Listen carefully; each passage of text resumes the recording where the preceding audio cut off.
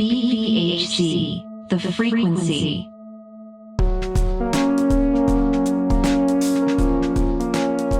Good morning, Boulder County. Welcome to Friday's bonus episode of the Boulder Valley Frequency. In honor of our interview with music writer Grayson Haver-Curran, we're staying inside the world of local music. Ben Sooy is the founder of Holy Fool, a nonprofit helping small local musicians on the Front Range. Holy Fool is the nonprofit sponsor for Blucifer's First Rodeo, a DIY music festival coming to Denver next month. Ben's band, A Place for Owls, is also performing at the fest. I conducted this interview with Ben a while ago and wrote about Holy Fool for the March issue of Caribou Current. There was so much good stuff that got left out of the article, and I'm stoked to be able to bring you more of my chat with Ben. One musician I interviewed, Elle Tyler, called Ben a thin place. In a thin place, she said, the distance between the physical and the spiritual world becomes very thin. People like Ben, when you're in their presence, there's something more than just what the mortal eye can see. You feel like you're part of something bigger. Stay tuned after the interview for Tenderness, a new song from Mercy Club, a local band that has received support from Holy Fool. I interviewed member Darren Thornberry for the Caribou Current article. As always, thanks for listening.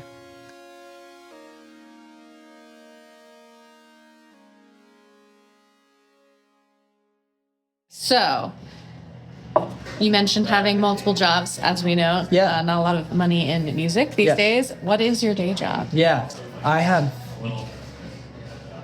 2, sometimes 3. Okay. Depending upon how good things are going, 10 and 20 hours a week teaching guitar lessons, vocal lessons, songwriting lessons, that sort of stuff. I teach at a music school that's based in Broomfield. That's kind of like School of Rock style. So it's like a lot of adolescents, but then I have like 3 or 4 or 5 adult students who are like learning guitar for the first time. I am employed 20 hours a week to be the music director at a local church in Lafayette. So I help lead the bands, all volunteer musicians that will lead the music at a church called the Table Church in Lafayette. Most of our people are like either Boulder Valley tech engineers or like the grungiest artists you will ever meet. So it's a very strange melding of people. That's really good because I'm able to do music and still lead and mentor other musicians. And most of them are like, this is their main musical outlet, is playing at church. And so I get a lot of itches scratched there. And then sometimes I do like other seasonal work. Sometimes I get paid to write for a music publication. Oh, cool. Yes, nice. yes, yeah. That sounds really fun to keep that mentorship going, because it's so nice sometimes. As I've been a journalist here for 14 years, and I always say it's like dog years, so I've been a journalist for 100 years, and I'm tired. Yeah. But when you meet someone just starting out, and they're so enthusiastic, it's like, oh, you're right, this is the best job in the world. What are you talking about? Yeah, and there's, oh, my sweet summer child. There's going to be so many things that discourage you. Yeah, that's really nice. I turned 40 last year, and I just sort of had a real crystal clear sort of self-awakening where I was like, I just can't build my own career or my own bank account anymore. I don't know if it's just the reality of death feels a little bit more like present, or if it's just like, oh, I sense that sort of shift from young, I'm going to tear the world a new one, into just like, oh, actually I need to be a builder for like the next thing. And who are the people around me that can build with me, and then who are the people around me that needs to be invested in. There's not enough money in any of the things that I'm doing.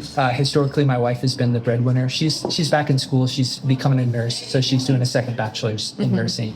So she's like down for like more part-time work than full-time. But I've had the privilege, like most musicians, either if you're able to do it long-term, you either have a day job yourself that you make enough, or you've got a partner that is able to kind of, you know that you're making less, but you're devoting yourself to the craft that you're supposed to devote yourself to. So that's been, the last few years, that's been kind of my joy, to be able to have a sugar mama. Yeah, there's one journalist left at the Daily Camera where I started who's been there, was there before me, and still there, the only one still left. her husband is the breadwinner too. Yes. That's the only way you can do it. Everyone else is like 20 something. Yes.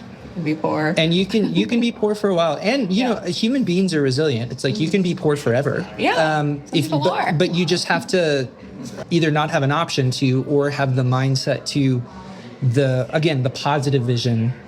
The work that I'm devoting myself to is so needed and urgent and beautiful that it would feel like a denial of my truest self to go and work a day job that made me $20,000 more per year or whatever. And really, is that going to make my life better? And more importantly, is that going to make my community better? The world, it's cliched, but the world needs vibrantly alive people. And there's a lot of aspects of culture that sort of just make you asleep or make you dead inside. And so figuring out a way to feel vibrantly alive yourself and be like my dad calls it being a social arsonist, going around and setting people on fire. And so it's like, can you just become the sort of like fire catcher, fire starter for other people, right? Interesting. Yeah. There's this concept in Buddhism that I don't remember the name of, but then it's basically that you like a guru or whoever awakens the energy in you. And Yeah. There's a huge tradition across all religious traditions, but there's from ancient Christianity, there's a story of a younger learner and an older sage, that the younger learner says, I'm doing all the things I'm supposed to do. I'm like going through my prayer time. I'm doing this, I'm doing that. And the older guru says, why don't you become all flame?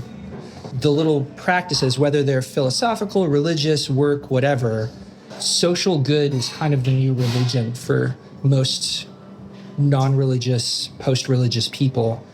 But like, there's immense burnout in some of those activism spaces, but it's kind of the new religious space too.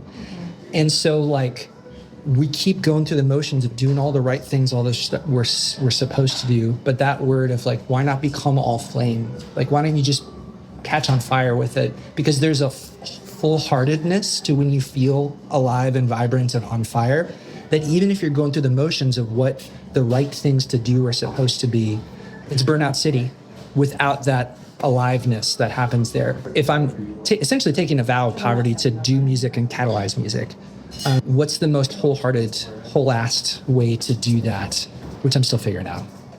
I'm ready to sign up, like take me to church. You're doing a great job. You're a great apostle.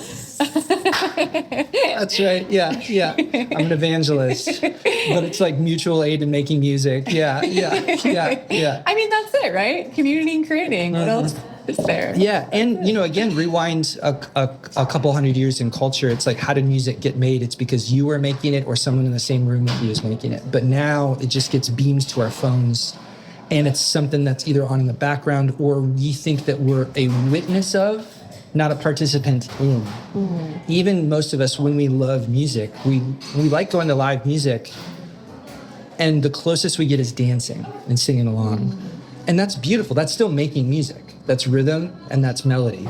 But like, there's a secondary aspect to some of the Holy Full work is just like, primary thing calling is like, supporting the people already making music that are making redemptive and good works.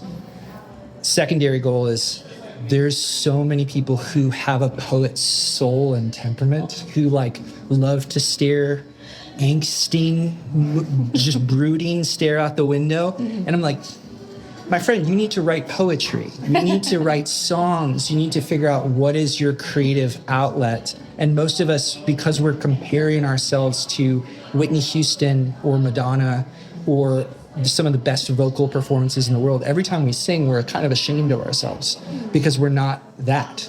But like, again, 200 years ago, before recorded music, you just had like 3 other vocalists in your town to compete with. And you're like, well, I'm better than Steve, And it's so like trying to figure out how to, again, think smaller in our real, like, who's our community? Yeah. It feels like the need to be good at something is so stems from capitalism. So Yes. like creation is the point, not Yes. like monetization. Yes. Or, Yeah. why does it need to be good? If you enjoy it, Yes. who cares? And most of the bands and artists that I know don't care about getting famous or wealthy. the primary goal is sustainability, sufficiency. I feel drawn to make music. And I have a compulsion that I ask a bunch of people, why do you write songs? And no one can ever say why. It's just like a ingrained, like it just has to happen. I'm compulsed to do it. And you just want to figure out how to be able to do that until you're dead. So when last, well, we didn't speak, but when last you spoke about Holy Fool, you guys were just getting started. Yeah, we didn't even have a website. Literally, Jesse had to link to our Facebook page. I love that. So yes, we are official now, like website, some donors, which is amazing. We were like in the phase where we had filed our 501c3 paperwork, but hadn't got the official, like, you're a nonprofit now. And so now we're a nonprofit now. Congrats. Yeah, thank you. That can be a little bit of a process, right? It is, yeah. And it's for something that feels very grassroots. It was fairly expensive. It was like $2,500 to like file the paperwork. But now we have donors, and we can recoup some of those costs. But it's like a weird thing where it's like way easier to start like a LLC for-profit business than it is to start a nonprofit. But then once you have the nonprofit, you're golden. It's relatively easier to run. Yeah. I think I started my LLC. I ran a news publication of my own. And it was like $10 or $30 or something. Yeah. So that's a bummer. Yeah. Talk to me a little bit about the structure. So obviously 501c3 makes sense to me, but in Jesse's story, you said mutual aid nonprofit. Yes. And I know sometimes in the mutual aid world, there's a lot of criticism of the nonprofit structure, and it is something distinctly different. Some people consider it to be. Maybe you don't, but like, what's the structure there? I think about it as kind of two simultaneous systems, basically. One is so in a lot of ways, we started a nonprofit to just formalize informal work that already happens in a healthy music scene, where bands are giving each other good advice. There's gear share that just naturally happens. So there's kind of two simultaneous processes, I guess. One is very informal, just when needs arise, whether that's like I'm struggling to cut through the noise with my project and I need some help with like marketing, or I need some help with whatever. Those bands and solo artists that are a little further along and have some know-how, some skill set, some best practices, can then share that information. And that happens super like amorphously, right? Like it's just relationships, people who get to, and it doesn't have to be like gate kept by the Holy Fool nonprofit or anybody that's like an official leader. So in some ways it still feels very much like mutual aid, real down on the ground. And anything can happen there. And it's kind of vaguely a part of our community, but we're not necessarily like, there's like me and like 2 or 3 other key leaders that I'm not necessarily even aware of all the mutual encouragement and mutual help that happens just through relationships. And then there's kind of simultaneously to that actual donor development and going out. Our core sort of demographic of who's going to be a donor is someone who thinks about themselves as a music person, but isn't necessarily activated as much as they want to be in a music scene. Or let's say they always had the dream of like they played guitar, but like they never like actually got a project going, or they never did it, but they are community oriented and a generous hearted person and now they have a baller day job that they can give $50 a month or whatever to like Holy Fool to help out with that sort of stuff. So like donor development work, and then what that actual like the money that we manage then goes towards paying for house shows and shows that happen in non-traditional venues. So the structure with house shows is like we offer every artist that plays a $500 guarantee, which is not connected to how much money we make at the door. And then it's a free event that there's like a donation bucket at the door. And we go in knowing that we're never going to recoup the costs of paying the artists what we want to pay them. But it's just like you get an opening slot at Lost Lake or Globe Hall or whatever, and you're lucky if they will pay you $50 to $150 to play that show as like a 4 or 5 piece band. But if you can come in, we've booked a house show where you functionally don't have to be anxious about promotion. It's still good if you promote the event, but you don't have to be like, my paycheck is connected to how many people I turned out to this show, which is how normal venue shows sort of work in this day and age. A lot of times venues will do what's called consignment tickets, which is literally like the only way that you get paid is if the person who bought the ticket tells the person at the door, I'm here to see A Place for Owls or whatever. Oh. And so we want to be over generous with the artists that are actually playing, but knowing that it's not like a capitalist mindset when we come into this show. We just want a bunch of people to come, have a good time. We usually do like a potluck dinner, a part of the night. So we spend our donor fundraised money on payout for artists, and then we also have micro grants where it's like somebody needs a couple $100 to fix a broken amplifier, or your tour van broke down in the middle of Wichita and you need a little bit of help. We only have around, because we're still relatively early days, we got about $8,000 in the bank, which feels like a lot to me, but it's not a lot compared to other like nonprofit budgets. Did you say 8 or 80s? 8,000. So 8, okay. Yes, 8 comma 8 0 comma. 0 0. Okay. Yeah. So it's not a lot of money to play with. Part of that is that everybody that is in leadership with Holy Fool, nobody draws a salary from it. Everybody's sort of doing it around their other two. It's musicians, so it's your other 2 or 3 jobs that you do to actually pay your rent.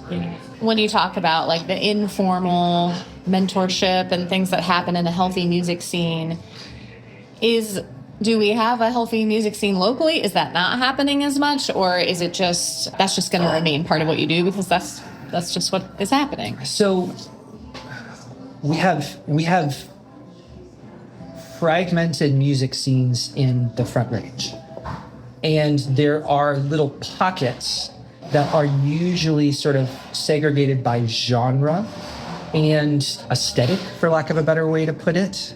So like vibe or like like DIY punk and emo has a whole sub scene where you play in the absolute dingiest building you've ever been in. It's house shows or shows that are at where it's like, there's not a functional bathroom here, right? And there's aspects of that are healthy in the DIY emo punk scene, and there's aspects that are really unhealthy. And then there's a whole world of like singer-songwriter in Colorado that are often kind of folk or folk adjacent bluegrass. And then there's a whole jam band world.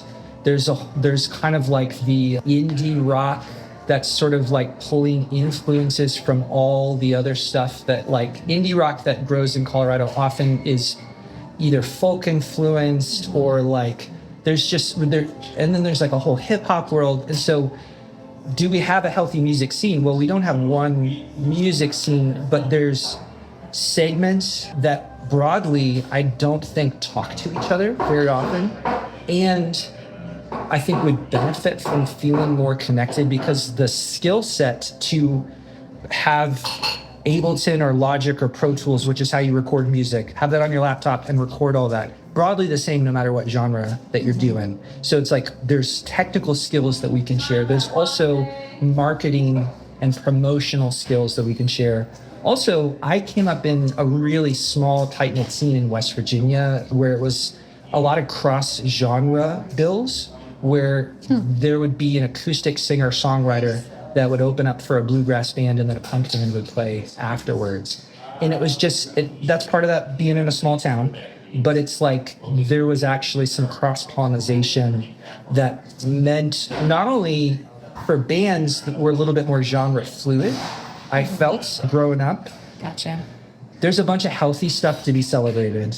And I think that there's a lot of room for improvement, certainly around young emerging bands and artists feeling like they can book a show. Because there's a lot of venues.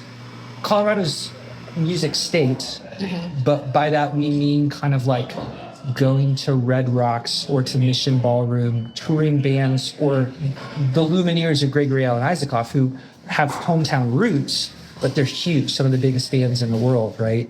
There's a gap between you're just starting out and now you're actually getting some momentum playing live that I think could be improved upon. Mm-hmm. How is Holy Fool going to go about bringing some of those various scenes together? Is your leadership diverse? What's the plan? Yeah. No, not at all. I'm broadly connected to 3 music scenes in Colorado. So there's the sort of punk and emo scene that's kind of broadly called DIY. There's the singer-songwriter sort of like folk R&B sort of like scene that is mostly guys and gals and non-binary pals with guitars that play these quiet little like, and hear a pin drop sort of like set there. And then there's the world of home recording and sort of like more emerging music producers is kind of like the 3 main circles that I'm in. There's enough work right now for me personally and our few key leaders to really sort of figure out what can we do to make those worlds as healthy as they can be, and even cross-pollinate. Like the punk bands and the singer-songwriter bands are not playing shows together, but the skill sets to be successful in either of those scenes is broadly the same. Now, punk bands have something going for them in that they're bands, which means you've got a built-in community to do the music. So you're not a solo artist. It's really existentially exhausting for a solo artist to try to be the songwriter, record your own music, produce your own music, mix it, master it, put it out there, then market and promote, book your own shows. And in a band, you've got a community that you can compartmentalize some of those tasks. And even just playing with 2 or 3 other individuals helps you learn how to collaborate with other people. So one of the things that I see in the singer-songwriter world that I think could use some improvement is there's less and less money to be made in music. So it actually kind of rewards solo projects, because then you don't have to pay out 4 people at the end of the night when you play a show. You pay out 1 person. And those dollars and cents evaluations can make more sense if you're a solo project. But there's an isolation and a competitive spirit. There's the capitalism sort of teaches us to view everybody that's doing kind of the same thing as you are as competition to be destroyed, not a friend and a collaborator or someone that could actually bolster you up, right? And I think I see a little bit more of that cooperative spirit in the band scene that I don't necessarily see in the singer-songwriter sort of scene.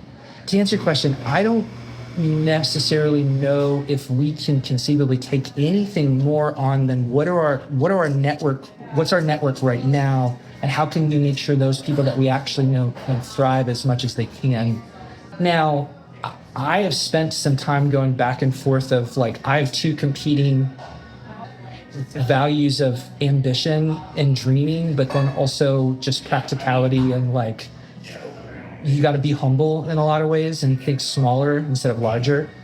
Long term, it's like, yeah, if we could spawn, it doesn't necessarily have to be the holy fool empire. I'm not necessarily like trying to make franchises, but if we can inspire more and more community-oriented people and more generosity-oriented people to formalize a lot of the work that they're doing and use best practices, be compassionate and open-hearted, then that's a win. And then that can happen in the various scenes. And then maybe we get together once a year for like a conference or something. Yeah. And we're like, what's good? You know? Yeah. Yeah. So how do musicians find the support that you are offering? I guess first is like, you mentioned micro grants and then the guaranteed, like your house shows. Yes. How many of those have you done? How do you find people? Yeah, so it's, again, in a lot of ways, it's kind of formalizing work and relationships that like sort of already pre-existed. So we haven't honestly done a bunch of like headhunting for like new artists and projects. We know enough singer-songwriters and enough rock bands that I could book house shows for the next 3 years and not repeat the same artists over again. The micro grants has been so far all sort of just relational as a need arises. And there's enough struggling songwriters and bands that we know already that if we just devoted on helping them, that would feel like enough work for us. So if that 8,000 in the bank turned to 80,000 in the bank, then it's like, oh, you know, we could do a heck of a lot more. But thus far, it's been hyper small, hyper relational. And is it similar with your donors? I don't know what your donor base looks like. Is it just people like that you already know? Yeah, okay. primarily, yeah. So I just have felt like, oh man, I want to be way more ambitious about this, but there's also just like, shit, I got to go to work. You know, like there's that tension that sort of exists because there's no staff functionally. And that's been the sort of like angst that I've experienced of like, if we had several $1 million, I would love to own a home in the Denver Boulder metro area that could be a site for house shows. It could be offices, it could be recording space, and it could be hospitality rooms for bands that are on tour. So people that are coming through that they can stay for free, and it's not just somebody's like floor that the cat is crawling in your face all night while you're trying to get a good night's sleep to drive to the next city. Is that what it usually is? Yes. So if you're in DIY spaces and you don't have budget for a hotel room yourself, you're staying at a friend of a friend's house, especially in punk and emo circles, it's literally the grungiest place you've ever stayed. When we did our West Coast tour a couple years ago in Portland, it was just cat pee everywhere. And two of us are like hyper allergic to cats too on top of that. So functionally nobody got any sleep that night. Sweet guys that were in one of the other bands that we played with. But it's just like musicians typically are more chaotic than your average bear. You're staying at your buddy's band's place. And so that's what you got to do. You sleep in the van, you kind of do it. But for us that we're in a rock band in our 30s and 40s, it's like you can't be sleeping on the floor. My back won't handle it. Yeah, exactly. Yeah. And so figuring out, okay, that kind of makes touring make no financial sense to us anymore, because if we're getting at most $100 or $150 payout each city, and when you're in Colorado, the nearest market is Billings, Montana, or Salt Lake City, Utah. Those are both 9-8 hours. If you're touring in the winter, it's functionally, you're taking your life into your own hands to go 70 or 80.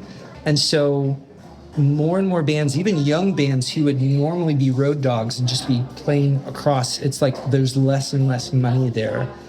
Now, that used to be the lifeblood of like you put out a CD and you got to go on tour, and that's how you get fans, right? Whether you're signed or unsigned. It's that classic quote of the old world is dying, the new world has not come to be, now is the time of monsters, right? There's a lot of luck into who makes it, but it's like mostly connections of like, how are you going to get into that next threshold of success? Whether that's opening up for a band at the Ogden, that's primarily relationships, or how can you get on radio or whatever, right? Yeah. Just not to doom and gloom it, but there's a myriad of issues facing the modern working musician, right? If more and more bands and songwriters did not feel constantly like one missed paycheck away from homelessness, and if more and more normal people just viewed participation in the creative work as like, that's attainable to me, and it's also not financial suicide, then that'd be great. I'd love that. Well, we already did the hope part. Yeah, that's right. Now we gotta go the art. Fair, yeah. And now if we're really gonna do a 3-act, we gotta figure out. We gotta go back up. How do we get back up? Yeah. As above, so below. Yeah. We have to get up there. Yeah. Well, I could just go straight at it. One thing I'm trying to ask all my guests this question, but I'm really bad at, is like, what's giving you hope or inspiring you right now? Yeah. I am getting a lot out of, I mentioned that I teach guitar lessons and I teach songwriting lessons. I really get a lot of energy from just even that question of like, what do you want to say? However they would decide to answer it. But it's really just, it's giving yourself permission to just like say the unsayable or say the thing that feels awkward, or like, what's the deepest held thing that's like kind of in me? And that's the stuff that songwriting just naturally touches on. I am not interested in the kind of music that's like music to shop to, you know what I mean? Like music that just sort of exists to perpetuate the world that as we know it and as we have it. This is maybe a little bit harsh, but it was like, if you watch the Grammys, a lot of the music that like sort of gets reinforced in that major sort of industry is just primarily it's propping up what we already know or what we used to believe. There's not a real heart to it. But when you go to like the unknown songwriter that like is way too weird and way too angular for like the mainstream stuff, it's just like, oh, there's something really vibrant going on there. So yeah, more and more just as I witness and am in friendships and community with songwriters you've never heard of and probably likely will never hear of, because it normalizes that value of like the arts are supposed to be participated in. It's not for these sacred anointed people over here. It's just like it's for all of us, for normal folks, right? You might have already done it because you've said so much already. But I'm going to ask you your same question. What do you want to say? I'm writing a bunch of songs about how kind the people around me have been to me.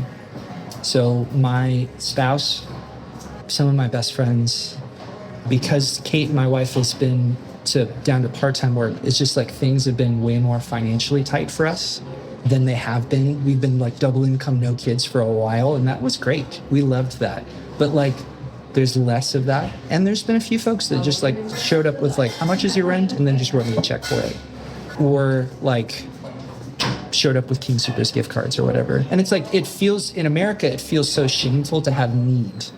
But it's just like in a normal community, it's just all of us have, at various points, we go through, I'm able to give more, or I'm in a period where I need to receive more.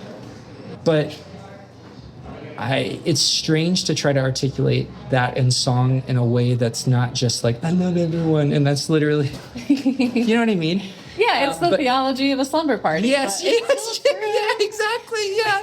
I love you. Are you asleep? I'm pretty sure Christopher Nolan has made more than one film with that as its central theme. Like, love. Yeah, for real. I know. Well, it's if you struggle with feeling like self-conscious about being as earnest as you can be, which I think a lot of aspects of culture sort of teach you to be ashamed of that sort of pure-hearted spirit. I'm like, I love the people that are around me, and so many people love me, and I should never kill myself. You know, it's like just, you know, like that's functionally like what the songs are about now. Yeah. That's great. Yeah. This, I guess, is not much of a pertinent question now that, you know, everything you're doing is still relatively insular. Mm-hmm. But I was wondering about, like, just given the state of the world and how much need there is, and how many issues are competing for attention. Yes. Like, how are you finding traction, or are you worried at all about finding traction in the larger community of like music? You know what I mean? Yeah. It's hard for everyone to get help right now. All the food banks are under homelessness, everything. So like, how do you? Yeah, you're right. There's a hierarchy of need. And some needs at certain points feel like luxuries to even talk about. But, you know, I think a lot of these issues are interrelated. And I think I said earlier that, like, if we just solved the problems of affordable housing and living wage and all that, then functionally we wouldn't need to exist as an organization. Everybody would be self-sufficient in their creative projects. We could still exist relationally, but it's like it wouldn't be, you know, every time I tell an artist that they're gonna get paid $500 to play a show, it's like there's tears, man. Because it's like you're used to begging your friends to show up, and then you get paid $100 to $150, right? That's why I get small and I get local. You think about influence and agency. Like, what do I actually have agency to fix or to solve, or to even encourage my friends to like think about something? And broadly, most of the things that make the world feel on fire, it's like, I don't think I have anything functionally that I can do about any of that, other than empathy. And if there feels like an actual social movement that I can be a part of, that can be on the right side of history with some of that stuff, that's great.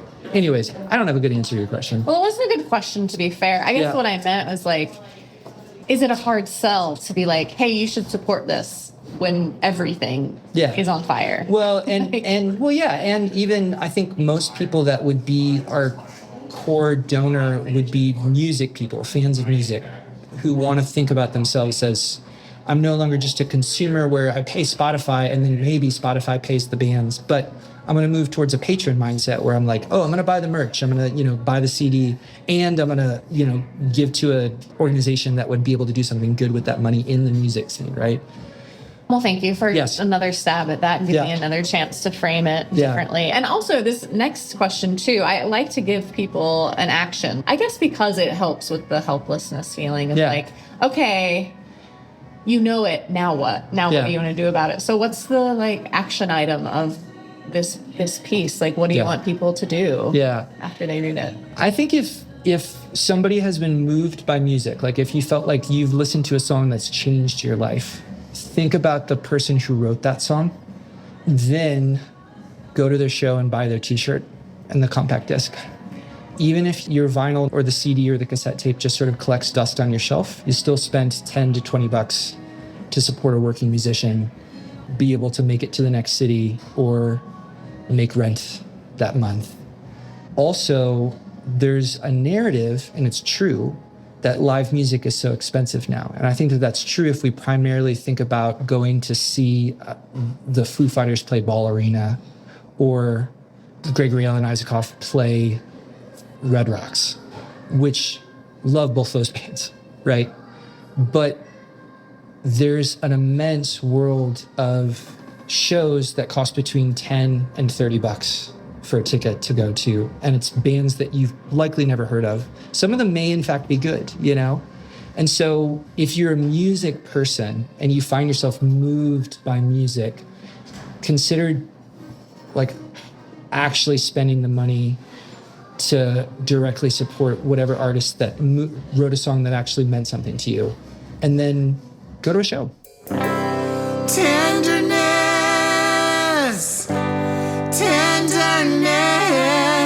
the only way to make it with you.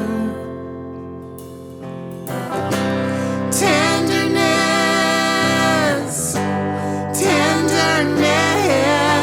the only way to make it with you. Sometimes we fight too hard, we talk too long, and I end up thinking, what a stupid fool I was for taking that tone. And now your eyes are wet and your body recoiled. I can break you like glass, 'cause I'm so in love with the sound of my own voice. But tenderness,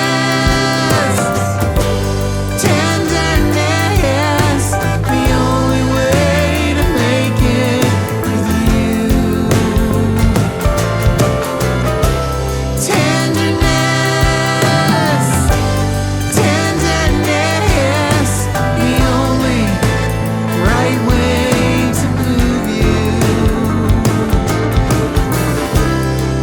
There are moments in the middle of my day when the phone is ringing, but I'm capturing a thought and I cannot be bothered. No, that call can't answer itself or never get answered, 'cause I'm gonna wait with you, wait with you, wait with you, wait with you. It's the softest touch you've ever felt. It's the kindest word to cross my lips. It's the sweetest sigh in stillness. The anger melted down. It's the softest touch you've ever felt. It's the kindest word to cross my lips. It's the sweetest sigh in stillness. The